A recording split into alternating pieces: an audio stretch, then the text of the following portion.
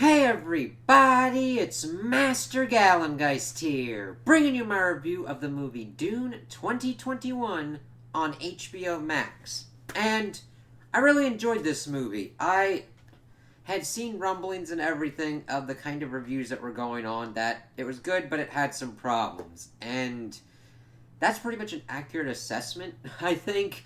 I didn't really dive deep into those reviews. I usually try and I could sometimes look to see kind of what general feelings are, but never go in depth to kind of see what's going on. But that accurately kind of describes what I've got on this movie. And most of the problems aren't actually with the movie, it's actually trying to adapt everything that goes on in the book.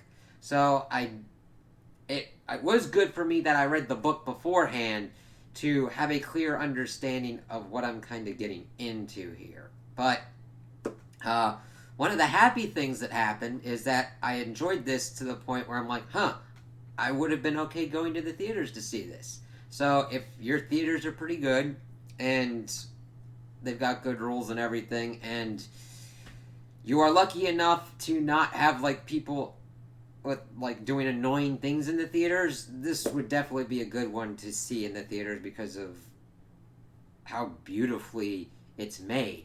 Now, granted, usually whenever I'm doing my reviews, I kind of rarely get into the cinematography because usually most of it comes down for style over substance. In this, the style and the substance work together and enhance each other. It's not complete there's certain instances where there's artistic choices that are made that I'm just like, why is that? Mainly because I'm like, what the hell's going on here? That kind of makes no sense, but alright. And sometimes that happens, but overall, a lot of the beautiful shots that we see in this movie are to get us into the planets that we're in and everything, and shows the locales, and to get an understanding of what kind of planet we're dealing with and how kind of different all the biospheres are. And it's just pretty. Even just seeing it on a 4K TV and everything is they did pretty good on this. And the costuming fucking rocks. They really go out of their way to make it so that way if you see this costuming, you're like, okay, that's Dune. It's got its own visual style and everything. And I'm like, yeah, you got some nice clothes here. One of the first ones that we see for Paul Atreides, the main character that we pretty much go throughout this movie for, on his home planet of Caladan. His outfit, I'm just like, that's pretty nice. And by the way, they did a good job casting Paul Atreides, because in the novel, he's around 15, and this actor, Timothée Chalamet, really fits that. It's okay, yeah. I don't know how much older he is than that kind of base age, but it's not like he looks that far off. It's not like a 30 to 40-year-old trying to play really late teen / you try to put me to say that this person's 20? No, it works out that way. Alright.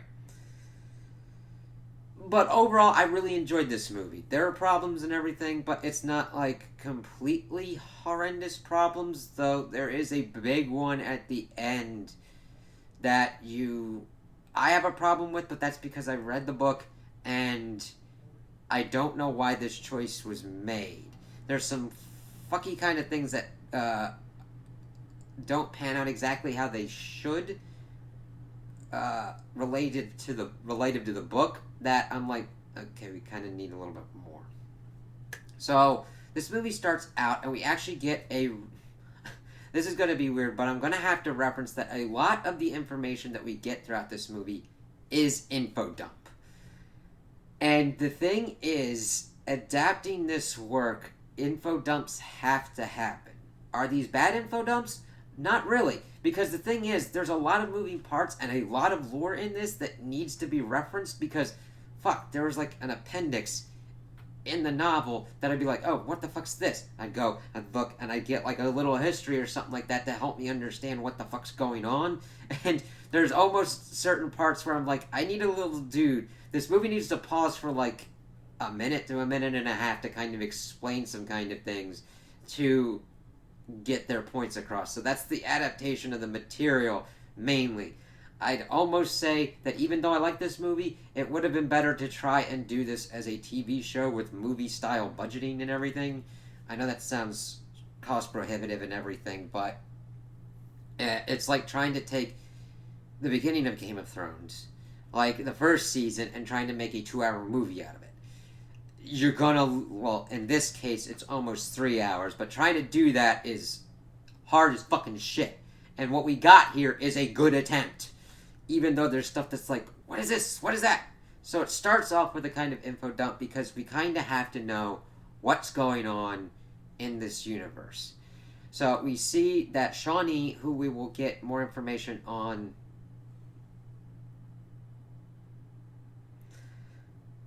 Okay, I say we get more information on, but not a lot of information on, mainly at the end. But she's explaining how the whole political structure of Arrakis pretty much works on.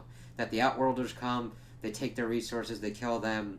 The Harkonnens are brutal animals to the natives of Arrakis, and we see them fighting, and that the Fremen keep getting pushed back and massacred by the Harkonnens because they give no fucks, they give no damns, they give no shits. They want their shit, and fuck you, that's why.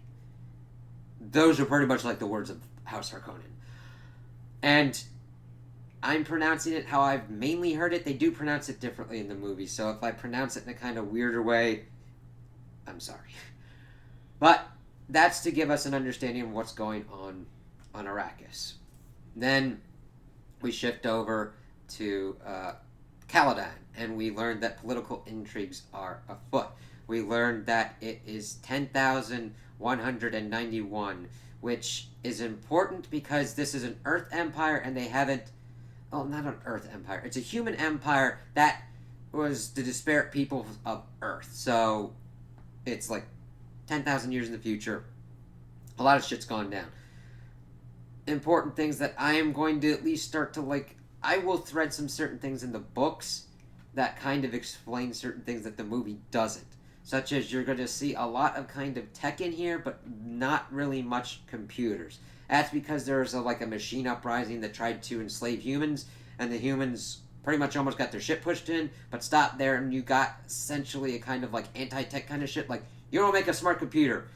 Now that was only possible because of the very abundant resource on Arrakis, spice. Spice is this magic... It's almost like a magic MacGuffin, but kind of, but not really. The thing is, it is a vital resource that is used to enhance mental abilities and wellness. So rich and wealthy pretty much use it for like extended lives and being like super. It's vital to interplanetary navigation for the Spacing Guild because their navigators use it to enhance their minds to the point that they can like travel and plot courses throughout the stars. Mentats also use it to essentially become human supercomputers to calculate shit and analyze different disparate data sets. Fuck. I haven't even gotten into the shit yet. Alright, so we see on Caladan, we're introduced to Paul Atreides and Lady Jessica. We're getting kind of understandings of how their kind of relationship works, utilizing the voice, which I think they did a very good job of kind of showcasing. When I was reading it, I never understood how it kind of came across, but this is kind of like a Jedi mind trick kind of thing of like augmenting your voice to get someone to do something for you. It is a big kind of thing for the Bene Gesserit, which Lady Jessica is a part of. They're an order that's got their political own agendas and everything, and are trying to essentially do a eugenics kind of program to produce this chosen one, the Kwisatz Haderach. Yes. Kwisatz Haderach. Fuck. Now I'm trying... Kwisatz... the Kwisatz... why am I saying Kwisatz? Sweet Jesus. The Kwisatz... The fucking shit. The chosen one. The Kwisatz Haderach. Fuck. It sounds weird. Go with it. Amara. Pronunciations. It's a bitch. The Kwisatz Haderach. There. Something like that. Go with it. But she's been training him in these different kind of ways that their weirding ways and the voice. Weirding ways is mainly physical kind of things, but we see him more doing stuff with Gurney Halleck and Duncan Idaho, his main kind of fighting teachers.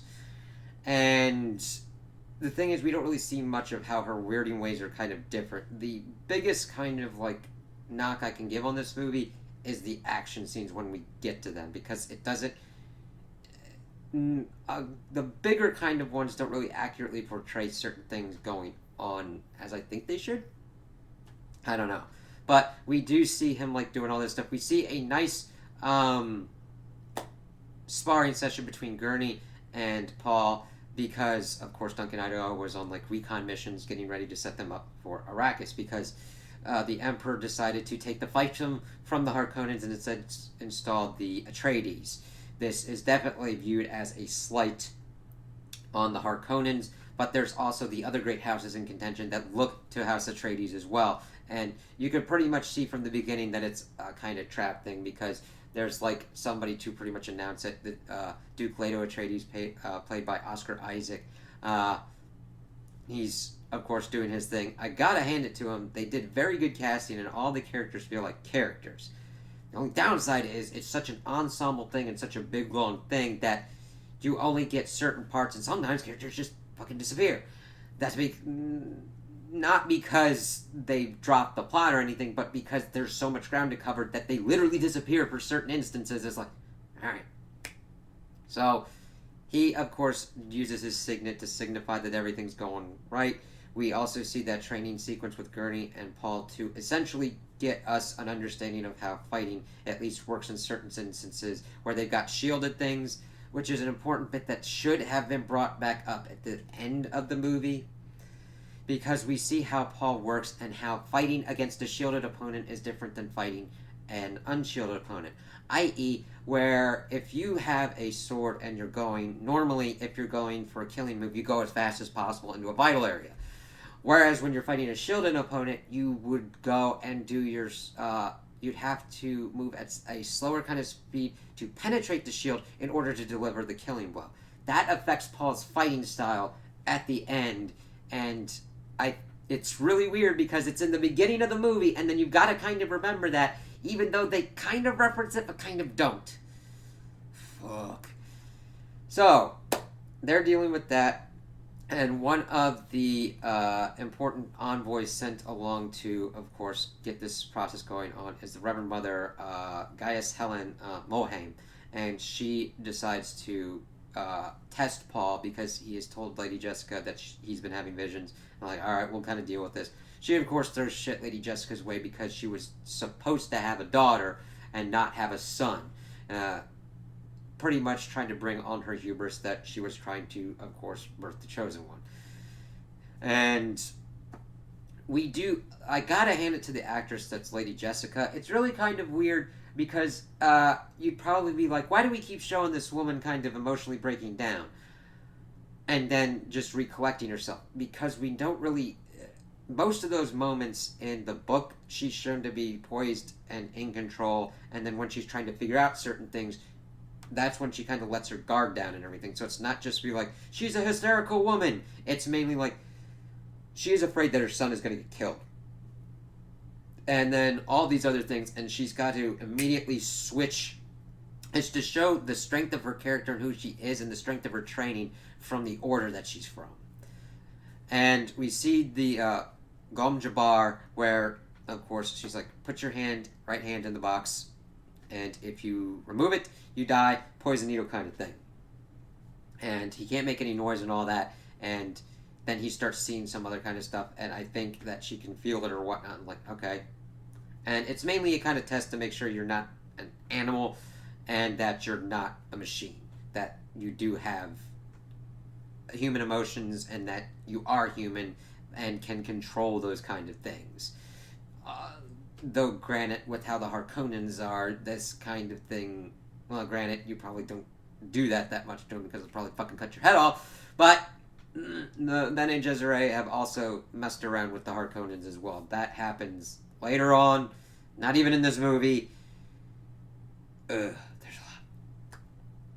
Well, we then also see that Paul is worried about taking up the dukedom when his father, of course, passes. He's like, I wanted to be a pilot, so just give it a chance with all for what these dead people have done and see kind of how it works out. We see Paul, of course, saying goodbye to Planet Caladan, which was actually kind of cool before they go and they get to Arrakis. And we see that the Fremen, the natives of Arrakis, are calling him by a name that is pretty much their chosen one. And the Reverend Mother, Misan al-Gaib, yes. And the Reverend Mother pretty much said to Jessica that the path has been cleared for you. What she means by that is that even though it's not said in the movie completely explicitly, there is a branch of the Bene Gesserit that pretty much goes to different kind of planets and seeds pretty much myths and legends to help protect any kind of Bene Gesserit that like gets into trouble. So say you're doing a mission or whatnot, and for some reason you get shot down because somebody's trying to assassinate the person that you're supposed to be attached to. Granted, you go down on a planet, the mission, the Bene Gesserit have pretty much seeded the legends. You just have to figure out what the legends are. Pretty much been able to get ingratiated within the locals and figure out how to kind of go from there. And that's pretty much what Paul and Jessica are to this group, and it kind of starts leading to other kind of things as well. The Kizach Haderach. And so that's kind of a big thing. We see that Duncan Idaho's like, going out. We've got through fear how they're kind of master assassin doing things, trying to get everything set up and everything. The Harkonnens were pretty much like, eat my ass, motherfucker, I ain't leaving you shit, but left them enough. And Dr. Liet Kynes, who is played by a woman in this movie, even though in the book that character is a man, it makes no real difference except for the fact that Shawnee, the character we see in the beginning of the movie, is the daughter of Liet Kynes. I don't know if that's still the same here, but that's just so much that's kind of part of it that we don't get at the moment, so we'll kind of see. And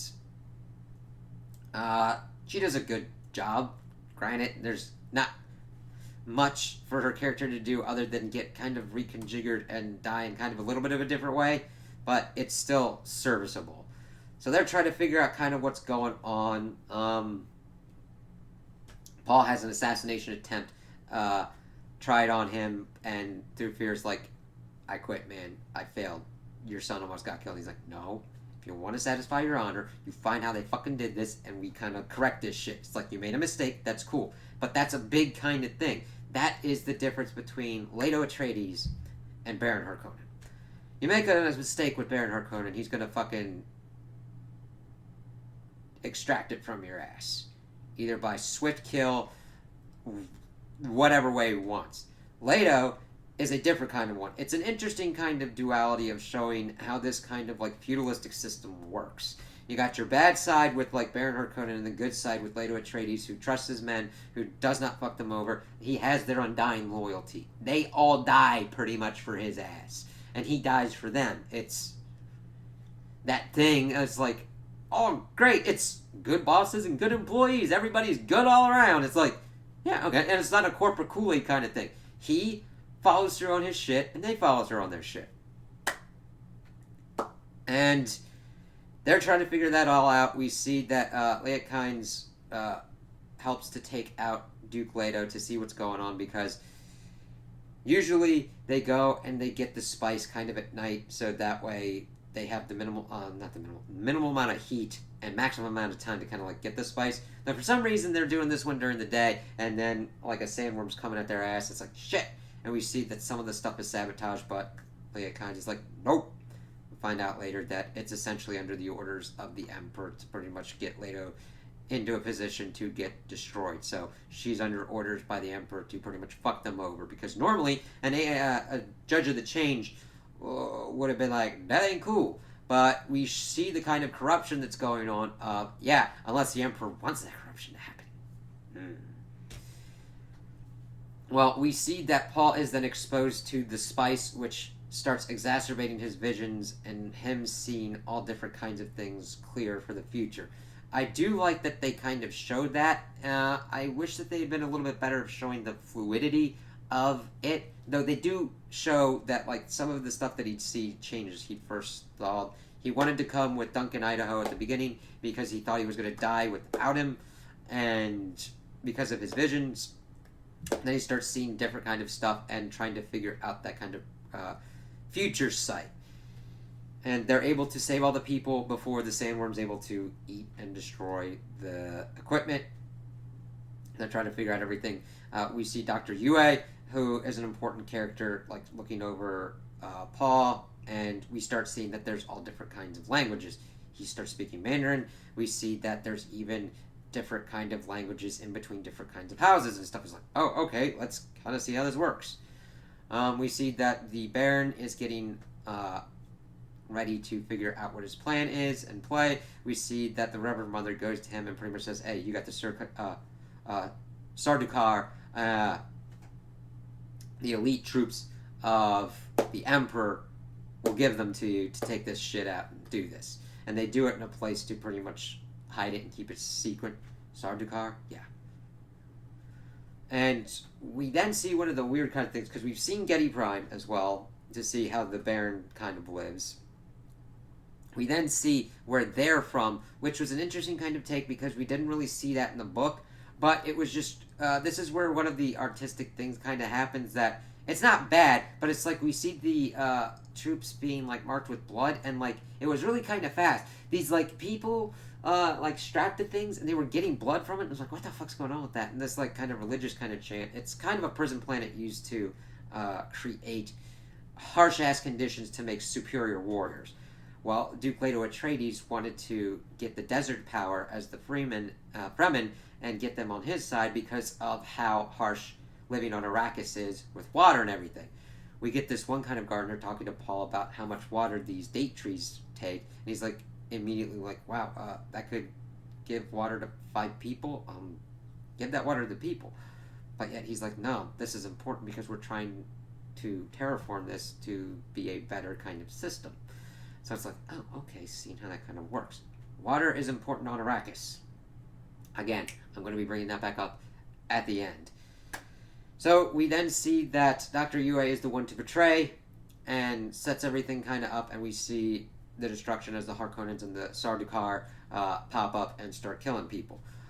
We see Gurney charging with some of the Atreides men to take them out. We see that Paul and Jessica were pretty much getting taken. The Baron was extracted a promise not to harm Lady Jessica and Paul, but he's like, yeah, I won't harm them or kill them. Just put him in the desert, and he had they had one person that was deaf sent on them, and they did bind Jessica's mouth because of her power of the voice. They don't know that Paul has been trained in the voice, and of course he kind of fucks up, so he does not have complete control of the voice as he's trying to get them out of there. So he does not have any Mary Sue kind of things. Granted, he has been in privilege, and he does kind of get his ass beat on certain things, but we see that he does make mistakes and learns from them and tries to do better with that. So it's like, yes, good characterization, good character stuff going on. Let's see, Gurney's charging with the men, and that's the fucking last we see of him by Josh Brolin. It's like, alright, cool. And by the way, he's kind of like a warrior poet, so if you see, and when you see him saying weird shit, it's not as communicated as it could be.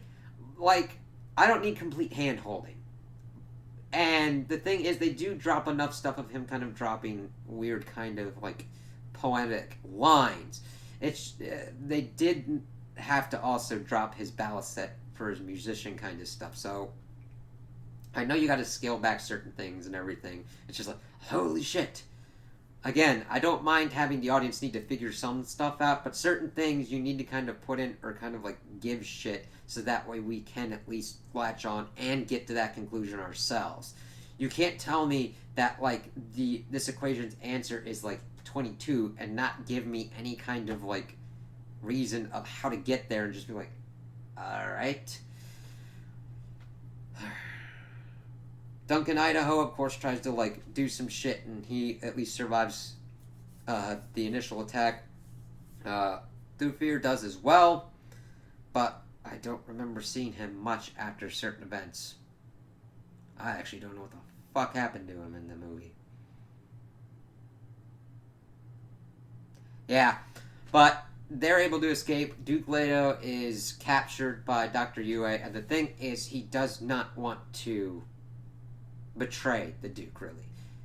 Baron Harkonnen's got his wife, Wana, and he wants her free, and this was the price. And he's like, you know what, though? I fucking hate the Baron. I'm going to replace one of your teeth with a poison capsule. Boom, boom. Now, the thing is, we have seen that you'd probably be like, why the hell didn't they just, like, nuke them or whatnot? They do have nukes, but using nukes in this kind of instance is forbidden against inter-house operations like this. And it's like, oh, shit, you don't want to fucking do that. That's the thing outside of the book. But we see that Duke Leto is then taken naked in front of the Baron to pretty much, so Floaty McFatfuck can gloat in front of him. Now, this is one of the changes that is going to be kind of weird, because in the book it is more on the Baron's ship, and he's able to use a door to save himself from what is about to occur. I don't know how the shield was able to save him, but we see that the Baron is gloating and telling him to pretty much screw off, and then of course later he's like, Dr. Yue is like, where's my wife? He's like, yeah, I'll send you to your wife, and then cuts his head off, and it's like, yep. So, how you feel, man? He's able to, like, turn on his shield before Duke Leto's able to chomp down on the poison capsule and blow it out. And it pretty much kills everybody in the room. And it, like, fucks with the Baron's shield. Now, it's never kind of explained if the shields are able to do this. There might be more lore in the books to that effect. I'm not sure. Now, granted, this is where, like, an artistic choice could have been like, what the fuck? Because we then get a scene of, like, the Baron kind of recuperating, and it's like, why the fuck are we doing this shit? But we see that his shield is like black and like doing some shit and bonking out, and well, not completely turning off, but like getting red, like it's been fucked with, and the rest of the people are pretty much dying around him. People actually come in hazmat suits, and Floaty McFatfuck for some reason was able to get up on the ceiling, and that was supposed to save him. If there's still a big enough concentration that motherfuckers gotta wear suits to make sure they don't die, I don't see how he would have survived, especially since he got a face blast full of the direct concentration of the poison blast. It's like, alright. It's just a weird choice that they could have went more with the book style to make it less problematic.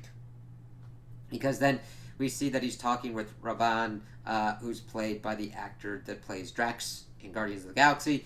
He's the kind of beast that everybody pretty much like has hated. He's like, alright, I want you to take over Arrakis again and get me more money because this was expensive to do this shit. Right. And then he's just like sitting in his weird black pool. It's like, what the fuck? It's not even explained why that would heal him, how that helps him, any of that kind of shit. It's like, alright, fucker. Well, Lady Jessica and Paul are kind of dealing with everything. Paul's freaking the fuck out, yelling at his mom that she made him a freak because he's ingesting more spice. It's fucking with him. He's seeing like crazy ass shit. He's seeing a intergalactic jihad being done in his name with the Atreides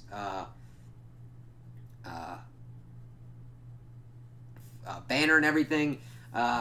They're worshipping the shrine of his father's skull and all that. And I understand him getting mad at his mom like this, and her actually taking it very well, because everything's gone completely to shit. He's seeing horrendous fucking things in his mind, and granted, it's really kind of weird because what they show for the interstellar jihad is the scale is not as much as it kind of should be. It's like, alright, cool, I understand you only have so much when you're trying to do future sight and everything, but I'm talking like billions die. This is like a fucking, because of the different kind of choices that he's going to have to make, these people will turn him into an icon for them to just go and unleash violence upon the known universe. And he's horrified by this and wants to stop it. We see him trying to figure out the signs of everything and trying to fight against this kind of fate, and it sucks. It's tragic. It's like shit. Yeah, and they're dealing with the death because he knows that his father's dead. He's got the Duke ring. Uh, Lady Jessica's screwed up too. We see him using like a still tent, and we get the still suit because you need that shit on Arrakis, so that way it cuts down on moisture loss to like pretty much get them a whole or whatnot a day, and it reconstitutes all that because Liet Kynes had seen that like Paul was able to make his suit pretty much like a Fremen, and that of course factors into the legends and all that. Well, they get pretty much picked up by Duncan Idaho, and he of course swears his fealty to Paul, and they're trying to figure out what to do. They get to one of these like ecological outposts because that's what Liet Kynes is, the planet ecologist, normally before being assigned the Judge of the Change as well. And they're trying to figure out what to do, but of course the Sardaukar are able to find them, and we see that the Fremen are able to kick some ass with it. Now, granted, they still get taken out, but they take out a good amount of them, and then we pretty much get the badass fight scene of Duncan Idaho protecting his Duke, and we see that Lady Jessica and Paul are able to escape, but Liet Kynes is trying to go another way and kind of deal with everything. They get into an ornithopter, which is a pretty badass kind of like helicopter bug thing. It's like, yes, that effects are very well done with that. It looks like something that would exist. It's, yeah, it's cool. Well, it's really kind of sad because we see Jason Momoa's character taken out. But it's done very badass. It's the best fight scene in the movie and just does real good justice to his character. Now, more kind of spoiler-esque kind of thing going on. I don't know if that will be the end of him, because there's other kind of things introduced throughout the lore and mythology of like resurrection kind of cloning kind of thing, and he's kind of important in that stuff, so we'll kind of see. But for all intents and purposes for this, that is the death of Duncan Idaho for here. We see that they are then chased by pretty much other ornithopters, and they pretty much get into a sandstorm to pretty much escape. And of course, the Rabban's like, yeah, they're pretty much dead. Baron's like, alright, cool. Granted, I'm fluffing over a little bit. And Liet Kynes pretty much gets chased by Sardaukar and is like, yeah, the only person I serve is Shai Halud, and that's the sandworms, and then uses a thumper to bring a sandworm to eat their asses. Like, fuck you. Different than how it went out in the book, but it's not a big thing. I'm like, okay. I don't mind the changes that you make as long as you can present a reason why. And if there is really no reason and it just kind of still works, I usually don't have a problem with it.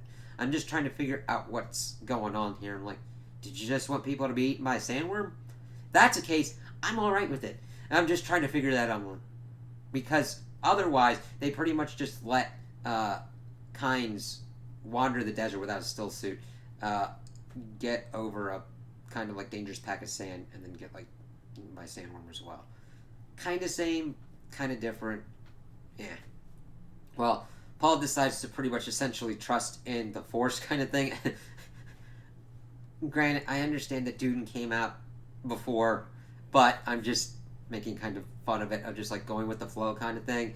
And they're able to get into a safe altitude, and then they crash, and they of course are able to get on their suits as they try and find the Fremen and to enact other parts of their plans. Lady Jessica's more plan is to get off-world and do what they need to do to try and survive, whereas Paul is seen stuck with his visions of mainly staying and joining the Fremen. Seeing the character of Jameis and thinking he'd be a friend, but that doesn't work out. They, of course, then return and meet up again with Stilgar. We had seen that as Duncan Idaho had pretty much brought him to the Duke. And it's funny, we still get the importance of water because he spits at the ground near the Duke. And that's a sign of respect because you're giving moisture. You know what I mean? So, of course, Duncan spits back. The Duke spits back as well. And the thing is, Stilgar had a kind of little conversation with Paul, and during that thing's like, okay, cool. And they see him again, and it's like, All right, cool. She, of course, wants passage off, but they're like, no, you're not worth it to us. And then, of course, he's like, him, we can pretty much teach our ways and he'll be able to survive. But they, of course, start fighting and, like, kicking ass. And it's not bad, but they make such an important kind of distinction of the weirding way and how their fighting styles are that I just didn't really see it very well here.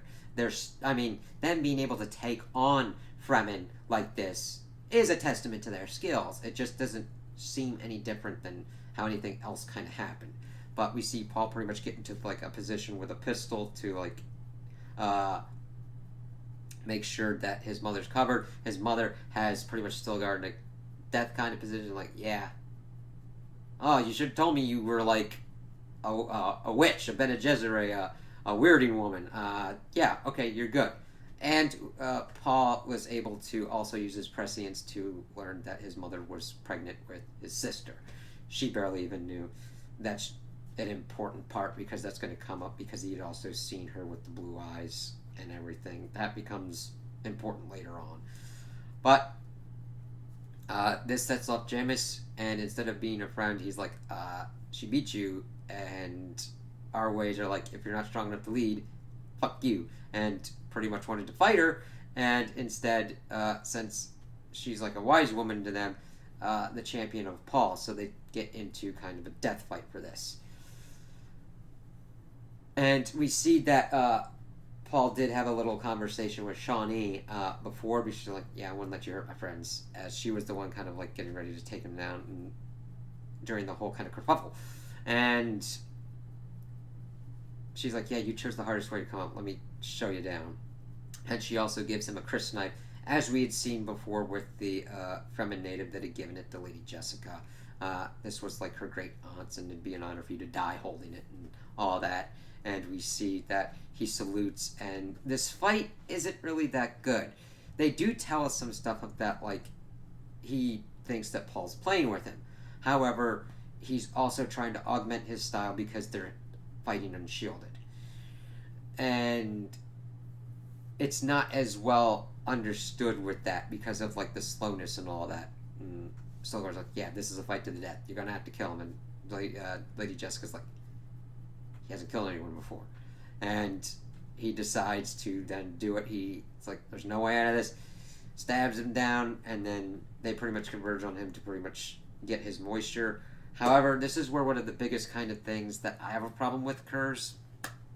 And it's an important bit. This is one of the pivotal moments that starts to create the legend of Paul as the chosen one in the Fremen society, the Kazach Haderach. And the thing is, it's how he fought. Now, granted, I don't mind that they were fighting in the still suits in open air, where normally they were like in a cave and they were stripped down naked. Well, pretty much naked. However, that's not the main kind of issue. Here, he took him out, and Paul cries because he didn't want to kill anybody, and he's expressing sadness that this had to happen. And it's not that he needs to be a crybaby, but it goes into the legend because of how important moisture is on Arrakis. He was giving water to the dead, and that's another thing that amplifies his legend and everything. He doesn't do that here. And I'm just like, okay. And I don't see any kind of artistic reason why that was changed or taken out.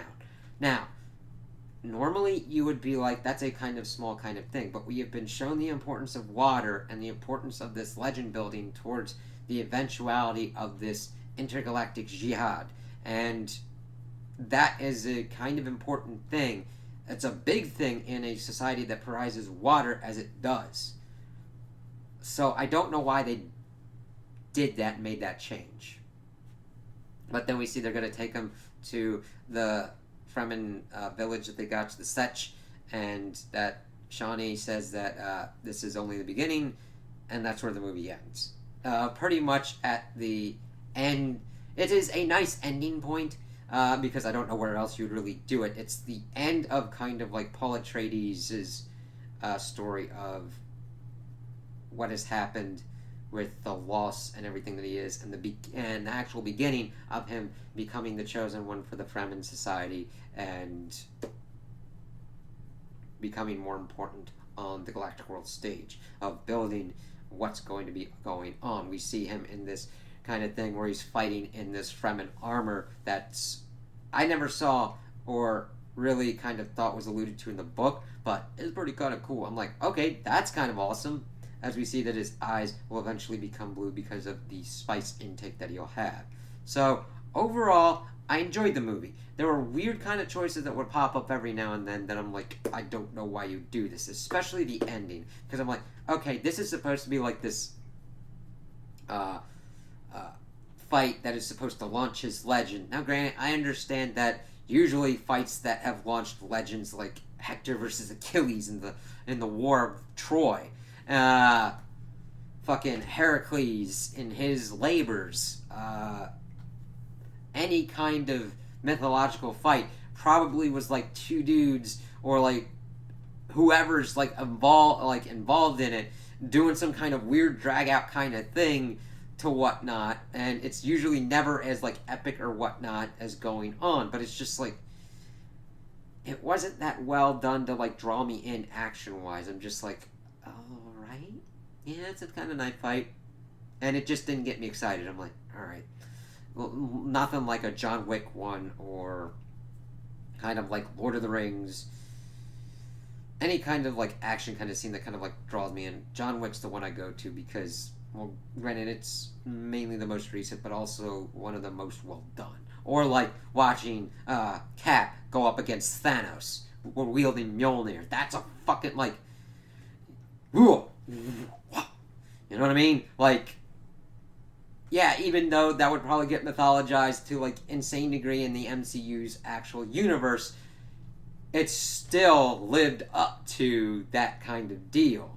And the action parts were pretty much the weakest. They weren't horrendous. I've seen worse action sequences. I could at least follow the flow of fights as they were going on. So it was definitely clear, but it's just like nothing that, other than Duncan Idaho's fight to protect his Duke, nothing that really drug me in or really got me into it. So the main strengths are like the story and the characters and their parts in the story, even though there is so much work to do with the lore and everything that a movie is not really conducive to this, even though I don't think this is a bad movie.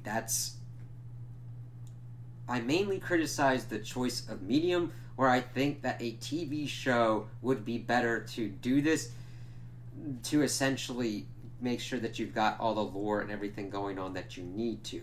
Not to say that, I'm not saying that they failed or anything. They definitely succeeded in getting a good bulk and chunk of what's going on in an almost 3-hour movie, which is a feat in and of itself. It works, it moves, the plot is clear and concise, even though there's other stuff that would make it better and make you understand more of what's going on. So it's definitely a success in that front, and I would definitely be like, yes, good movie with that. Certain problems, yeah. Whew. So I would definitely recommend this. If you got a good theater and you're comfortable doing it, definitely. If you got HBO Max, go for it. Block out your time. Yeah, I would recommend this to a lot. There's not a lot of blood or nakedness. Just because like Duke Leto is naked because Baron Harkonnen's a fucking asshole and wants to humiliate his enemy. Yeah, just make sure you know, I wouldn't recommend this to young kids, but like, if you think they can handle it, I think this would be a good one that they could be able to handle with what's going on in it. Yeah, I was glad this was as good as it is. I hope they're able to do more with it. I just think that this is a story that is better told in the TV medium. Like, this would definitely work out very well for some kind of streaming service.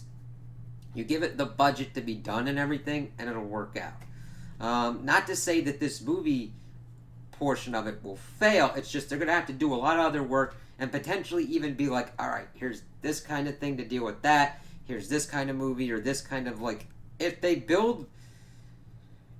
actually wanted to do this right, they'd essentially have to be like, all right, here's the main kind of Dune stuff. Here's some other ancillary stuff that adds to it and makes it make more sense. Like maybe one standalone movie for one certain thing, maybe build out a kind of like spin-off kind of franchise to kind of do a like trilogy for other things. That's my only kind of thing, even though I'm like, yes, this movie succeeded and was able to do what it did. Good job. Even though I've got my issues with it. So those are my opinions on the movie. Tell me what you guys think in the comments below. If you liked it, if you didn't like it, if you agree with me, if you disagree with me. Also like and subscribe, and I hope you have a good day.